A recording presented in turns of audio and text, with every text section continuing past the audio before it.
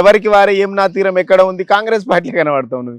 ఒక మంత్రికి మాట్లాడితే పొంతన ఉండదు, ముఖ్యమంత్రికి మంత్రులకు మాట్లాడడానికి పొంతన ఉండదు, క్యాబినెట్ లో ఉన్నటువంటి మంత్రులు మాట్లాడితేనే పొంతన ఉండదు. ఏం పొంతన లేదన్నా? ఏ పొంతనైనా ఏం పొంతన లేదు. ఒక మంత్రి ఏమంటాడు, రుణమాఫీ ఇప్పుడు కాదు అని చెప్తాడు, ఒక ఆయన డిసెంబర్ వరకు చేస్తా అంటాడు, ఒక ఆయన మార్చి వరకు చేస్తా అంటాడు, ఇది నిరంతర ప్రక్రియ అని ఇంకో ఆయన చెప్తాడు. అంటే గమ్మతి చాలా అంశాలలో కూడా మంత్రులకు ముఖ్యమంత్రికి సయోధ్య లేదు, మంత్రుల మధ్య సమన్వయం లేదు.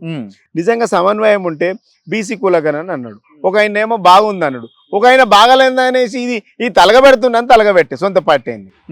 అది కంట్రోల్ ఏడు ఉందండి. కాంగ్రెస్ పార్టీ ఇది రాష్ట్రంలో అయినా దేశంలో అయినా ఎక్కడ కూడా అది కాంగ్రెస్ పార్టీ అనేది కన్ఫ్యూజ్ చేసిన పార్టీ, అందరినీ కన్ఫ్యూజ్ చేస్తుంటది, జనాన్ని మభ్య పెడుతుంటది, వాళ్ళకు మధ్య సయోధ్య ఉండదు అనేది సహజంగానే తెలుసు కదా కాంగ్రెస్ పార్టీ గురించి.